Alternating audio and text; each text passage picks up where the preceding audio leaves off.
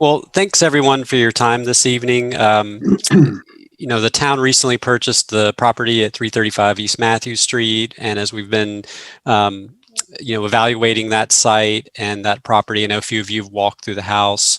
I thought this was a good opportunity for us to take a step back and look at actually three significant properties that the town has owned for various amounts of time in downtown. I know that budget season can often be stressful. A lot of major decisions will be, coming in the next month or two. But I'd like for you to look at this evening from a lighthearted perspective and just from really a brainstorming perspective and what some of the potential of these properties, what could we do to make Matthews a better place and really best use these taxpayer-owned parcels to their fullest potential. I do have I've got, I don't know, a few more than a dozen slides. No, I don't have 50 or 60. I don't want to scare anybody, but just some visual aids as we talk about these properties. And please interrupt me and stop me as we move from property to property. And if you have any questions, please jump in.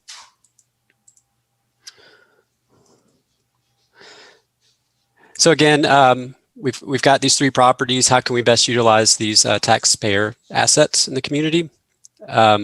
And the three, and I think everybody's familiar with them, but just a map here and the tax values. Parcel A is, I guess that's what we still call the post office lot that's behind the new the future White Duck Taco that's under construction. Parcel B being the vacant lot on Matthews Station Street, and then C is 335 East Matthews Street. Combined tax value wise, well over $1 million worth of property that's kind of sitting off the tax rolls and unutilized at this time. So 335 East Matthews, of course, we completed the purchase of this property, I believe earlier this year. I think it was back in January. It's about 3/4 of an acre. There is a fairly wide right-of-way along East Matthews Street, which sort of adds to the ability to sort of scheme and look at various options for how that property could develop. It's wooded, I know that, or fairly wooded. I know Ralph has looked at it. I think there's a lot of invasive plant species. They're currently existent. We did have an inspection done. I think Hazen, you had shared that with me last month.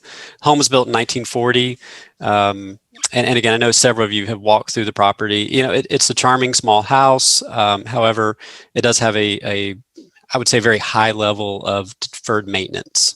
So, according to the inspection report, there are foundation issues. The property probably needs all new plumbing, electrical, new roof. So it definitely is in need of a tremendous amount of work if it were to be inhabited or used for some other purpose. I did fail to mention, of course, when you go back to the site plan, this is, of course, a prime location along the future Silver Line. So the station, as currently planned, would be up by Christopher's. So as you come down Matthews or East Matthews Street, it would cross right in front of this property.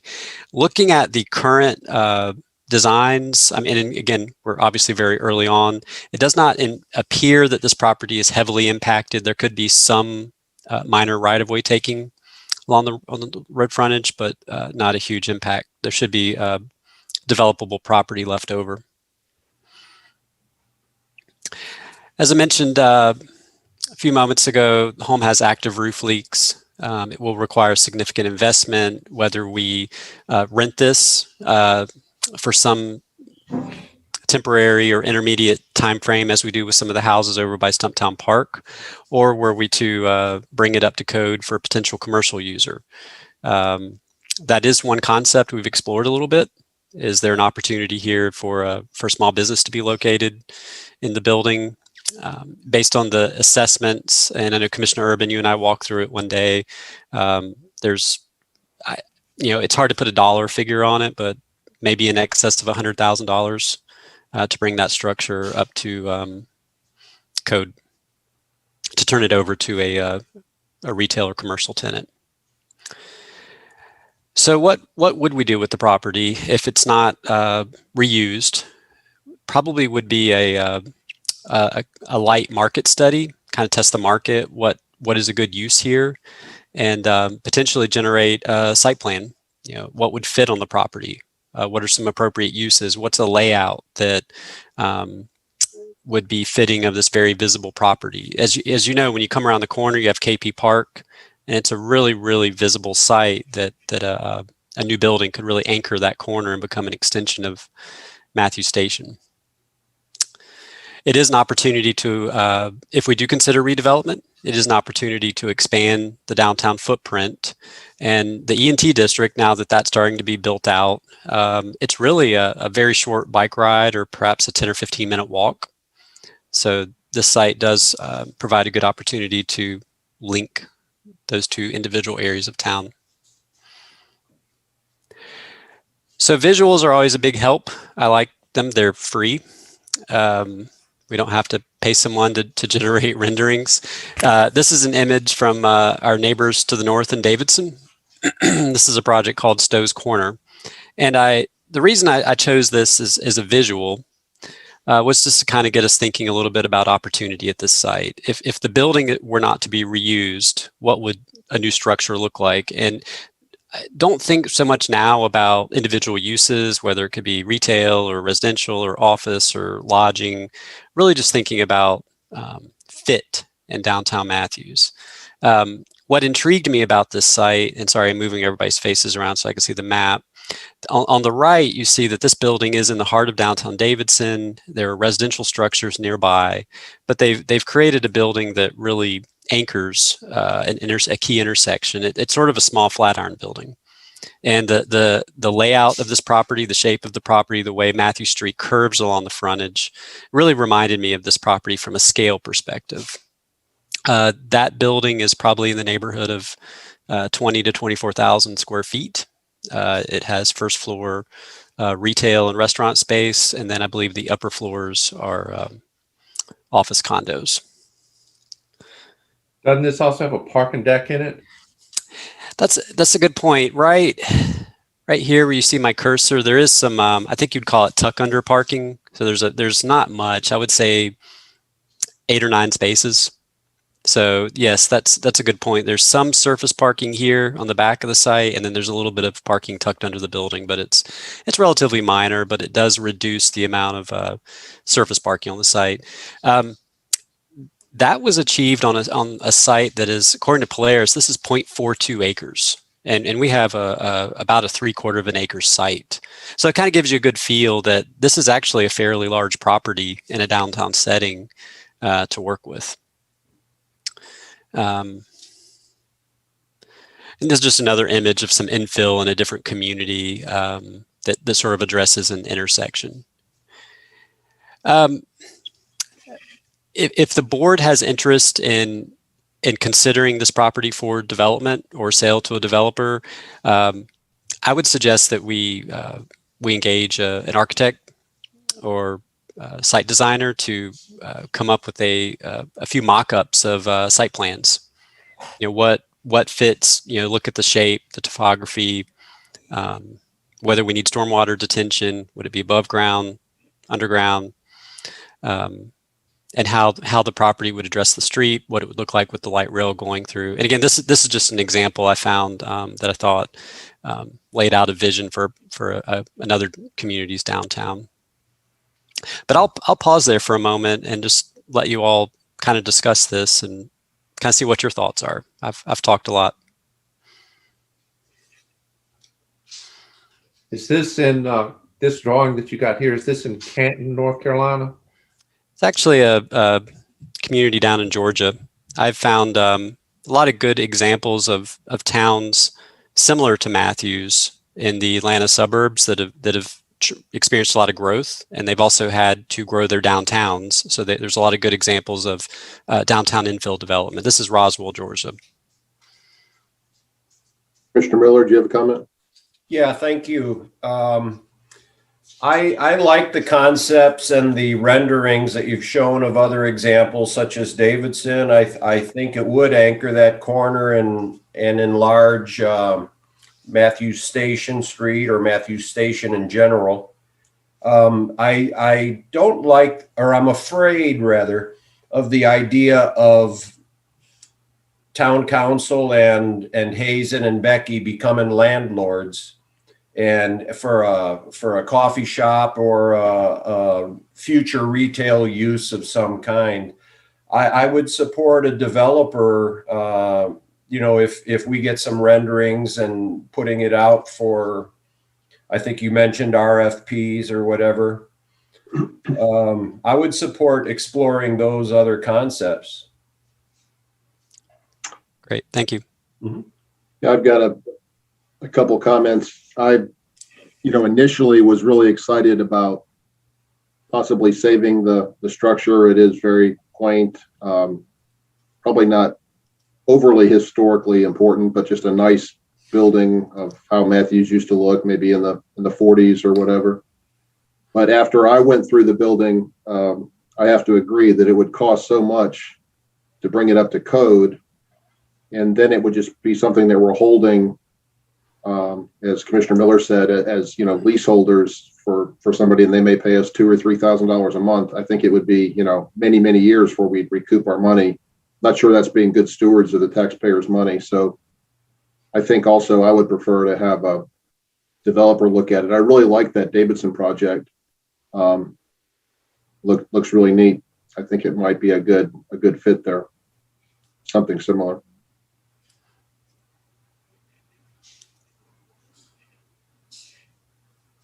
Does anybody else have a comment? Commissioner McCool. I agree with both Jeff and John. I walked the property too, and it was kind of neat because you walk in and all the fixtures are the same since 1940. It really nothing's been really changed inside, so it's kind of cool, kind of a step back into history. But the financial burden that it probably would put to get it back up to code might be, outweigh some other things we can do. So I think I'd also be in support of an RFP or something like that to see what a developer thinks. I think there's so many things that the downtown needs. We need a hotel. We need, there's so many other things we need. So it'd be interesting to see what we can fill in our little downtown. Commissioner Bland. Thank you. Didn't you say that property up in Davidson had like 4 acres, and that this piece is like a 3/4 of an acre? So it's about, that make it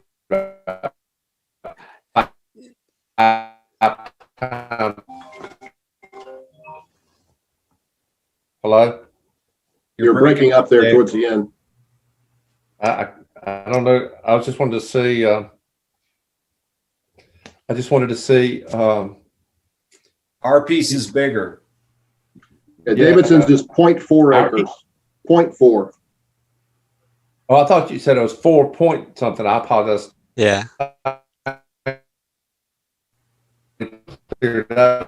was going to build something that way if ours was a fifth the size of that tract of land. Thank you. Hey, Commissioner Miller, Commissioner Bland, you're breaking up a lot. If that happens again, can you turn your video off? I will. Thank you. Commissioner Whitley, did you have a comment, sir?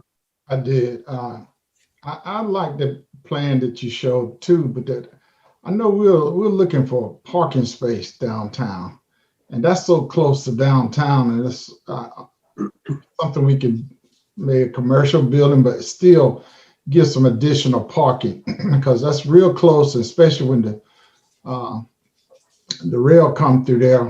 That'll be real good. So whatever commercial we might want to do that, but have some additional parking around and keep a couple of trees really nice. You can have, some benches or stuff, but just for people that's coming, especially, I know I'm just thinking about the parade that comes down through there and just different things that people could really utilize. But I would push some extra parking for somewhere downtown. Yeah, there is an opportunity. The right-of-way is quite wide along the back of the site, along Matthew Street, so there is opportunity for potentially parallel or angled parking on that back frontage. That being said, the really outstanding piece of that property is the backside, because it's kind of got almost a garden type feel with some very mature hardwood trees. It'd be good if a couple of those could be saved, as Commissioner Whitley suggested, and maybe put some benches or something on the very rear of the property. Commissioner Miller, do you have a comment, sir? Yeah, I wanted to ask Jay a question. Jay, we had a consultant in our mobility study, I think it was, discuss the concept of us creating shared parking. I Mhm. bring that up because across the street are two, maybe more, medical buildings. When we walked the Silver Line Trail, we Mhm. were amazed at how much parking was back there that was empty.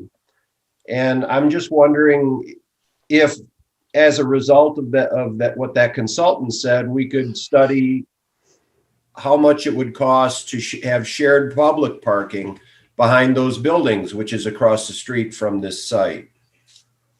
Yeah, I think that's an excellent example. We recently have been out walking downtown and updating the parking counts. And I was there on a Saturday at 4 p.m. and there were two cars back there. So, but that's a really common theme. The office space on the weekends and after 5, there's a tremendous amount of parking, but no one can use it. It's private. So those are initiatives we need to put forth with those property owners. That's an excellent point. Yeah, I was discussing that this afternoon with Mayor Pro Tem Garner and Commissioner Miller, and maybe Commissioner Urban, you may want to weigh in, but I believe what does it cost to construct one parking place as surface parking? I've heard it could be as much as $20,000. Is that fair or out of? Well, parking decks are plus or minus 20, 25 grand a space. Okay. So, and I'm not sure who owns that property that Commissioner Miller was talking about, if that's Mr. Smith's property or what, but my point is we could pay the owner a fairly nice stipend to allow that parking to be shared and still come out much less than building our own. And I was amazed how much I rarely find that parking lot even a quarter full. Mm-hmm. I've started noticing it lately, and it's very underutilized. It's a large amount of parking in downtown that's not used. If Mr. Mayor, if Andrew Caroline was built and extended through there, the dynamic of those lots and how they would be used would change. So just providing connectivity would actually give greater access to that parking. I think a lot of people don't know about it, and I don't know if you're allowed to park there because it's private right now, isn't it? Mm-hmm. It is private. Mayor Pro Tem Garner, you have a comment? I was, I think starting off with that the town doesn't want to be a landlord. I think we already are in that business with the free medical clinic and with the depot and the chamber. I kind of wonder if a small business owner, somebody who really wants to get into Matthews, would come and do a lot of the repairs to that house if with a long-term lease agreement. And part of the legality of that, I'm not familiar with, Hazen. So, but it seems like every other month I hear of a business owner that's really desperate to get some space in downtown. If we entered into an agreement like that, where they were willing to either split the improvements or do the improvements, then we could slow down sort of the development process on this property. When Mr. Franks, when I spoke to his, I think it was granddaughter, there's a lot of apple trees on the property and they're old. If it were cleaned up, we could bring back a lot of that nostalgia. And as I was running for office, I think people feel like we're losing Matthews for what it is. And I know it's always going to be a comment, right? But if we take the time to really think about what this can become and how we can enter into a partnership of improving the space. And, I have a friend who always talks about opening a mass general store type retail in Matthews. I feel like that would be a really great place for it. Or the ice cream shop is looking for, a permanent home. There's so many opportunities. And like Brakeman's success is really built on taking a building that was probably slated to be torn down because it was in bad shape, but somebody had the vision to say, hey, let's turn this into something really special.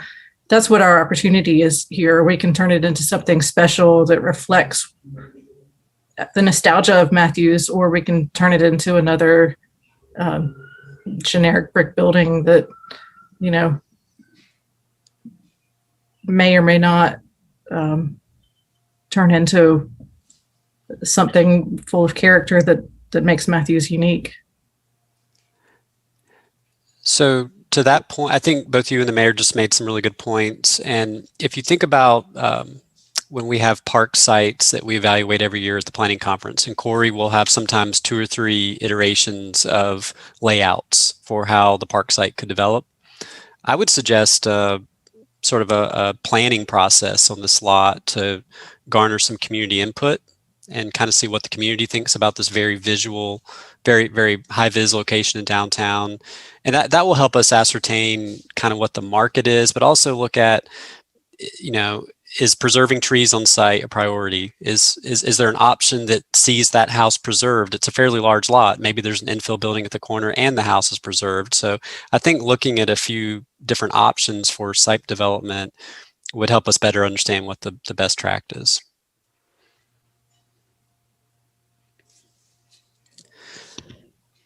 I guess my 2 cents. I have walked through the house. It is kind of dark, kind of chopped up. You know, can it be made whatever, vibrant or whatever the right word would be? I mean, it's cleaned up the site. It's a lot of hardwood trees. There's a lot of interesting things about the site. We are in the landlord business. We also own 2 houses over there behind the park.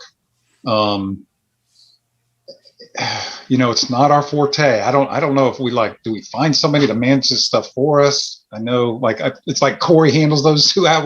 It's very much a hodgepodge, and I wonder what kind of job we're doing to begin with. So I think Jay's saying, look, maybe let's explore that house, maybe get a little more meat on the bones with keeping the house, and what could that be? The thing about the building that's interesting to me is North Trade Street. Really, Trade Street is unique, and we're all proud of it. And, you know, a lot of people comment how cool Matthews is, you know, and that's really what makes us cool. But we're continuing to grow, and, you know, a city of probably close to 34, maybe close to 35,000. What are we going to be able to build at 50,000? You know, and I think we got to start thinking now about how do we expand our footprint, downtown footprint, that's pedestrian friendly and attractive to retail and other those kind of cool things.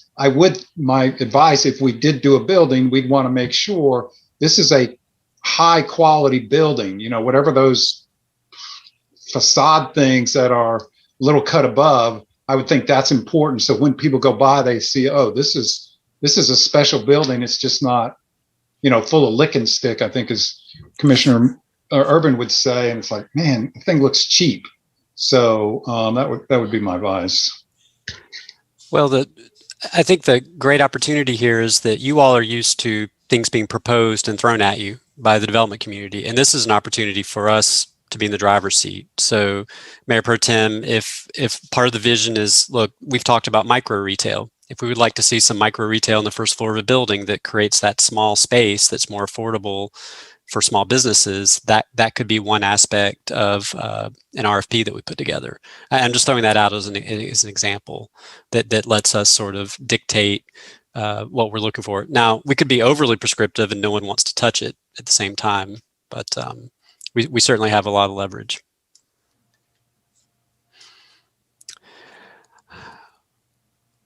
All right, so I'm not hearing much opposition to exploring this further and maybe hiring someone to create some illustrative plans for us to further evaluate the property. Yeah, I think with one option being keeping the house. Great. Yeah, let me get back into the presentation real quick. You know, the home is skewed to one side of the property, so that's not impossible that there could be an opportunity for new development in the home to remain on the site.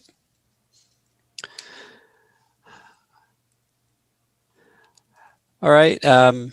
Second property, I think we don't need an introduction here. I mean, the town's owned the property since Matthews Station was completed back in 2001. We've had a few hit and misses with developers that took a look at it, particularly Lat Purser, who's still officially our development property partner on the property. It is 0.39 acres. There is some parking also associated with the lot. So this parking where the car charging station is and along the back is currently a part of the lot. Going back to Commissioner Miller's comment about shared parking, we've always thought that it would make more sense to sell the dirt and retain some or most of that parking as public parking. It just makes it easier for the general public when you don't have public and private parking interspersed in your community. The site, and again, it's 0.39 acres. That represents some of the asphalt and the building pad as well. You all have probably received some phone calls. We have had a little bit of recent developer interest in the site. So I do believe there is interest from the development community in making a proposal to the town. That process follows the downtown development agreement that's been in place, I believe since 1999. So we are following state statute, which dictates that we sell the property for at least appraised value or more.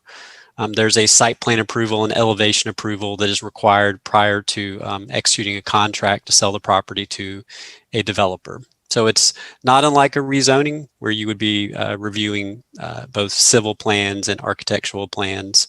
Again, this is kind of similar to the other property we just left.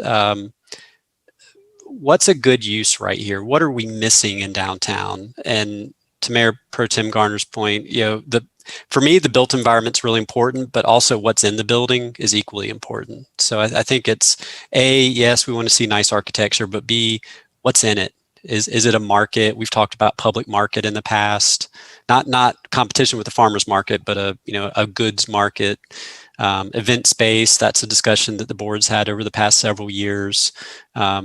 Again, I really like the concept of micro retail, which is it's just a new way to say smaller retail spaces. That every first floor retail space doesn't need to be 3,000 square feet. That you have smaller spaces that are more affordable for small businesses. Does residential make sense here? It's very close to the railroad tracks, but is it an opportunity for perhaps even some affordable housing? So, from a staff perspective, this is an incomplete project. We think it would make a lot of sense to, put a good step forward and market the property in some way, whether that be a new RFP or creating, again, a vision for this site as well. But I will, let's see. Yes, I will pause there and see what you all have to say. Commissioner Miller. Thank you. Jay, do you remember offhand what it appraised for a few years back? I do. It was $185,000 in 2015 or 16 when the appraisal was done. The recent, the tax reval, I had it in the beginning of the presentation. I think it was 237 maybe was the current tax value. Let's see. 285 is the current tax value.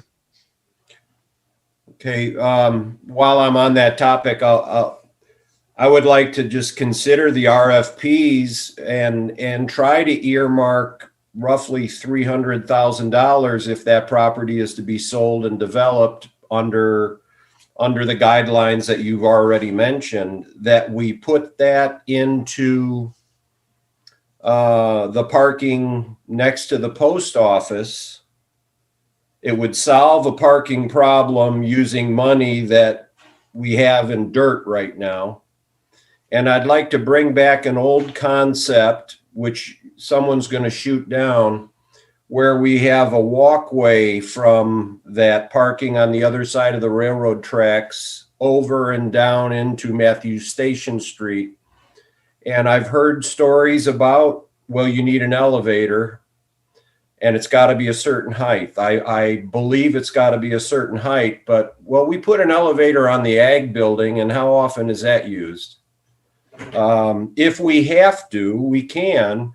But what my takeaway from the Greenway is that if you can already access point A to point B with handicap sidewalks, you don't have to have every access be handicap accessible. And my example of that is you have the greenway that comes out to the fire station, but when we put the trail behind the elementary school, it did not have to be ADA compliant. In other words, it can be gravel because you can get to the point B using a wheelchair without any difficulty. That's it. Okay. We did some research on railroad bridges Susan did a bunch of research, I think, or maybe Dana. It was a couple of years ago. I know the bridges over, whether the roads or railroad lines, they're quite expensive. You have to account for the double layer cargo containers that come through. But where there's a budget, there's a way.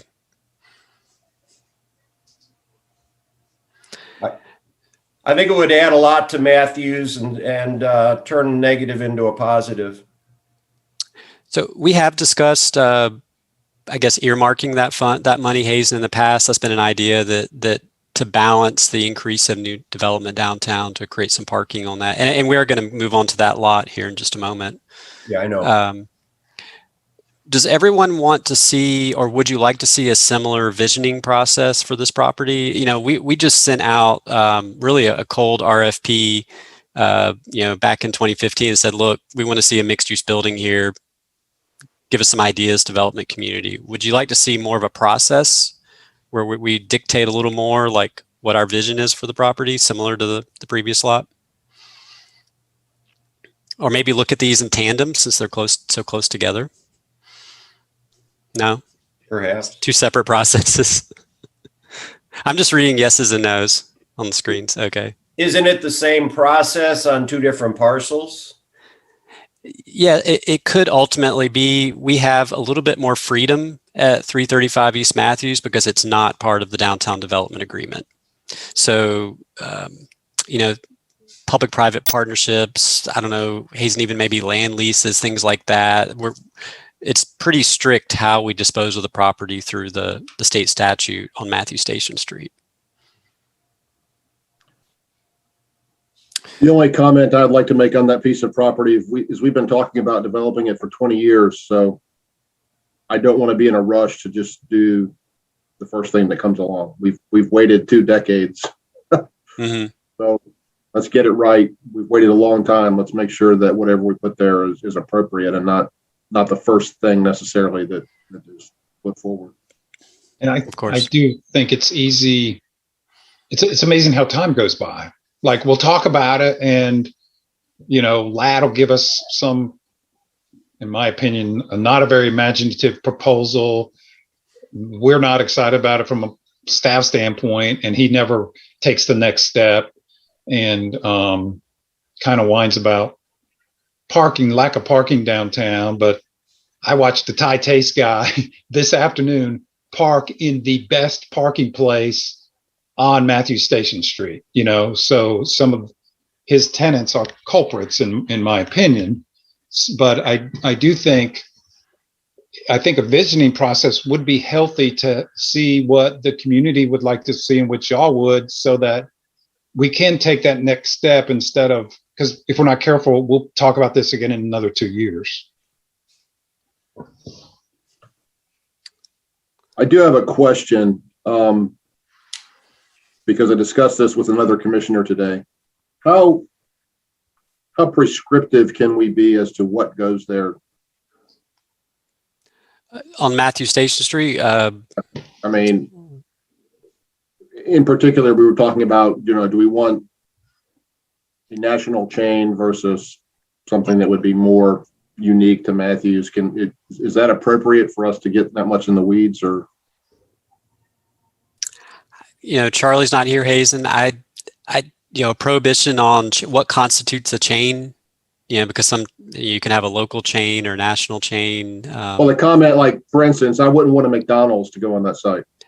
Right. I think that would be very inappropriate, for instance. I think as part restrict the uses, you could. I mean, I did think you were talking about design, so we can be very prescriptive about design because y'all approved the site plan. You could be prescriptive about uses, but it's possible that some uses would be acceptable if it was a mom and pop's store as opposed to coming out of Los Angeles or something like that. Well, I think most of us know, a local, well-respected community member has already proposed a certain business that is a national chain to be at least part of the development. I think it would be important to have other portions of it be more unique to Matthews. Not saying that, a portion of it being a national chain would be inappropriate, but I wouldn't want all of it to be like every other town in the U.S. Something unique to Matthews would be nice. Yeah, Hazen, that public-private partnership language is like 20 pages long. It doesn't seem out of bounds to me that could be tied to the sale of the property, that maybe some percentage of the first floor retail is dedicated to local or regional businesses.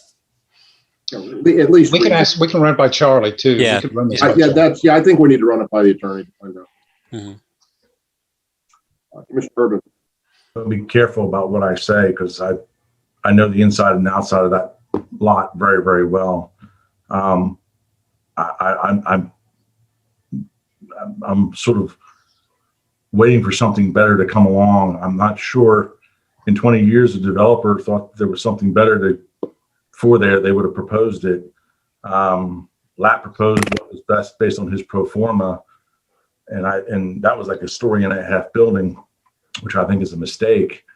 But it's all about that lot just needs to be filled up with a building. It needs to be wall-to-wall building, and it needs to be 2 or 3 stories tall, and it needs to be of an aesthetic quality that fits Matthews, and then it can be whatever it wants to be. But the key is to find a developer it's got the sort of pro forma that it can happen and make that occur. And you can say things all you want, like, well, we want micro retail and whatever, but the numbers have to work. And I guess my question would be, well, if a guy came along and said, well, I'll give you micro retail if you give me 4 floors, would someone entertain that? So, it's the property has to be a liner building, and the liner building means it holds the edge of the street, fills up the entire lot, and maximizes it as best as possible. And in return, you get the best amount of possible options, whether it's restaurant, retail, office space, or multifamily. I've said this many times before. You can go to Charleston and look at all sorts of buildings. I guarantee you don't know the density. I guarantee you don't know its former life was a restaurant or a retailer or was a single family home. That's what you have to do. I mean, you have to just begin to infill and maximize those things and concern yourself about form, what really looks the best and how that makes it work. And it's a balancing act. So I get it. I hear it all the time. People want, we need more retail downtown. Until you have more people living downtown, a retailer is going to look at the heads on bed situation and say, I'm not getting the draw guys. So we're stuck there. We're stuck right there. And I think enough of these board members have said tonight, people are looking for space and they don't have it. Well, here's a place that you could build space. It's just a decision on when you want to move off top dead center. There are all valid points, but I do think we have a lot more heads and beds now in the nearby vicinity than we obviously have ever had in the past with the entertainment district, that property coming on board, as well as North End. That's true, but we've always run a deficit on that, and that's the problem. The idea of a boutique hotel has been floated in the last few years, and that might be an opportunity as well. It could go back to Jay's Flatiron concept out the corner there too. But yeah, if you ran the numbers on how many people you need to have downtown living there, we are really woefully short. So we just have to learn that that's the curve that we're having to contend with.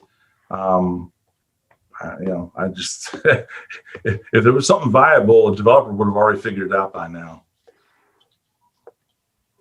And I'm hearing that you've probably seen the sign up at the former Exxon station at Trade and John Street.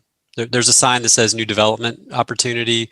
I did speak with the broker that's working with the property owner on that site, and he says that the interest from the retail and restaurant community has kept his phone ringing off the hook. That there are a lot of businesses that want to come to downtown Matthews. So I think the demand, John, seems to be there. I think a lot of it's still food and beverage. Yep. And Moxie, that's great. We need more, true retail.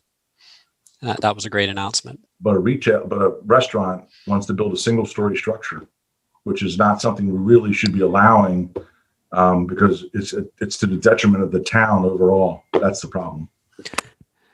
Well, before we move on to the last property, which is the lot off Charles Street, I will remind you, these vacant lots, downtown is where we see our highest tax value per acre. So when you look at, as we enter budget season, when you think about our revenues coming in, Dave, your building was when we did something called the Minicozy study about 7 years ago, and it assessed who paid the most per acre in town. It was your building.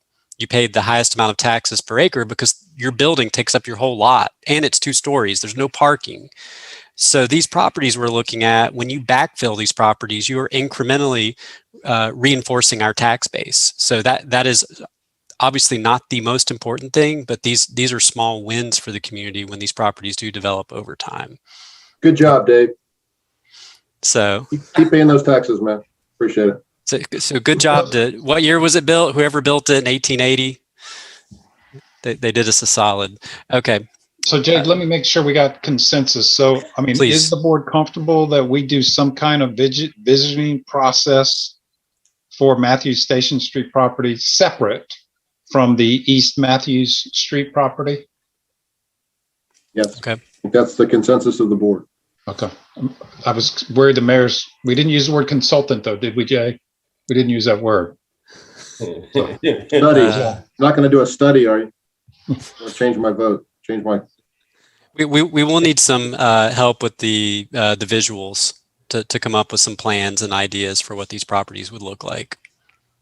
You've got plenty of plans and visuals. You could just strip the title blocks out and rename them. That lot at Matthews Station Street has been looked at a million different ways. I'll be real honest with you. I'm not sure you're going to come up with 1,000,001 different ways.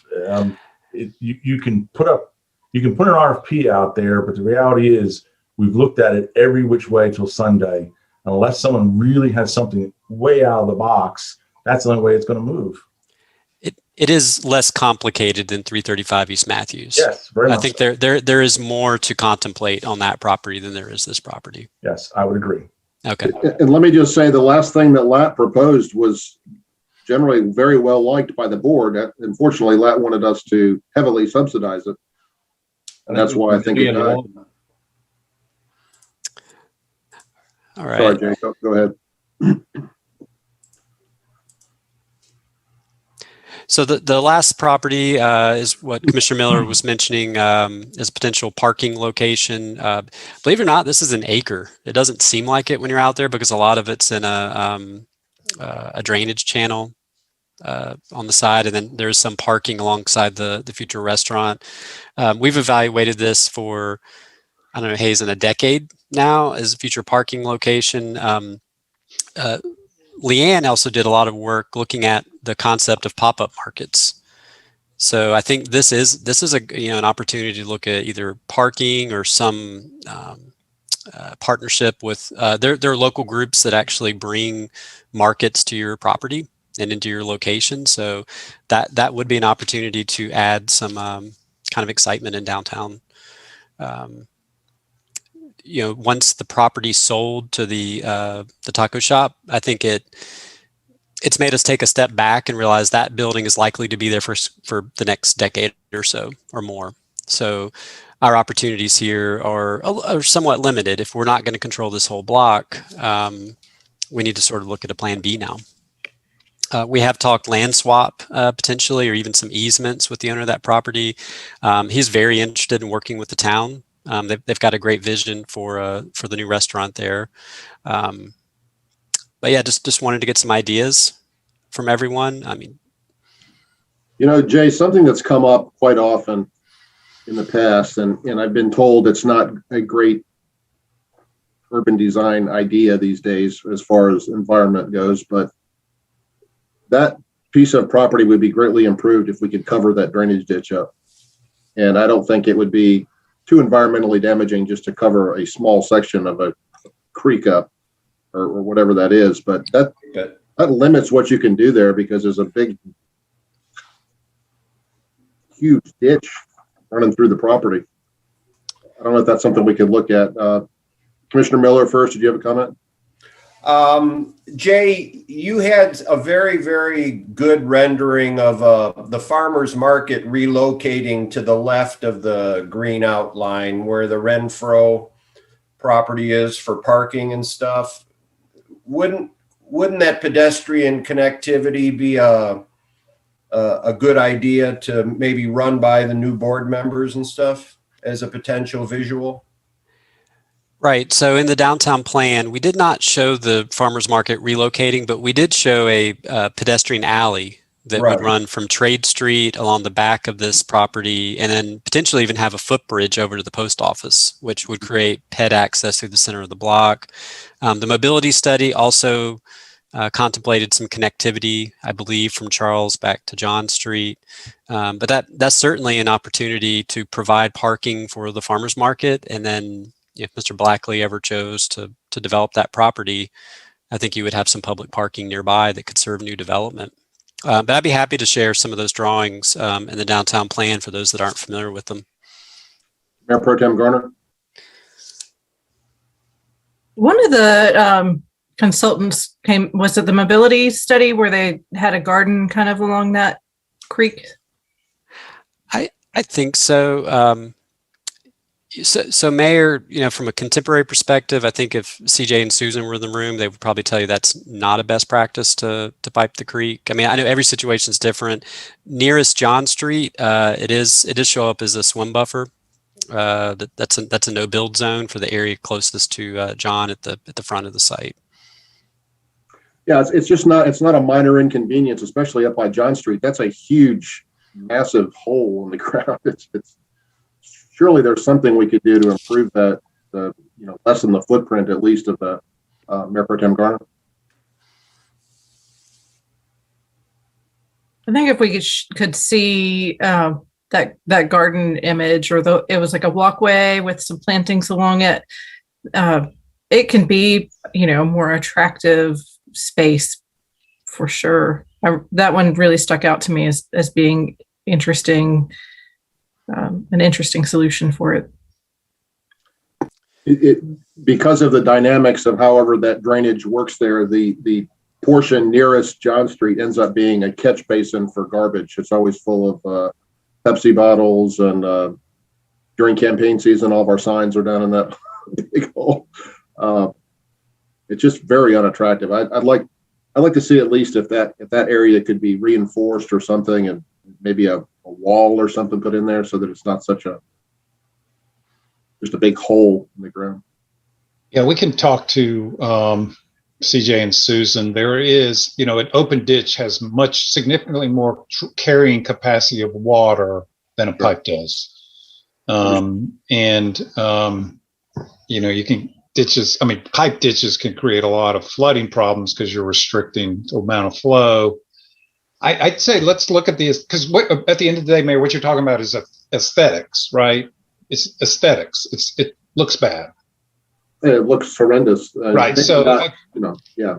So the idea is, okay, I think Renee's making a good point. Let's pull that up. Let's see aesthetically, what can we do? Keeping it green and not whatever concrete or piping. Is there a way to make it aesthetically pleasing, clean, and then also maximize its ability to carry water? Probably the best win. Yeah, there are some areas that I'm aware of, and again, this probably is no longer best practice, where they literally just covered a ditch like that. They didn't put a pipe in it; they just put something on top of it. I think that's how portions of Sugar Creek were done years ago. Again, I'm aware that it's not best practice, but that's such a small run there. All right, it's 10 till. Are there any other comments or questions about this lot?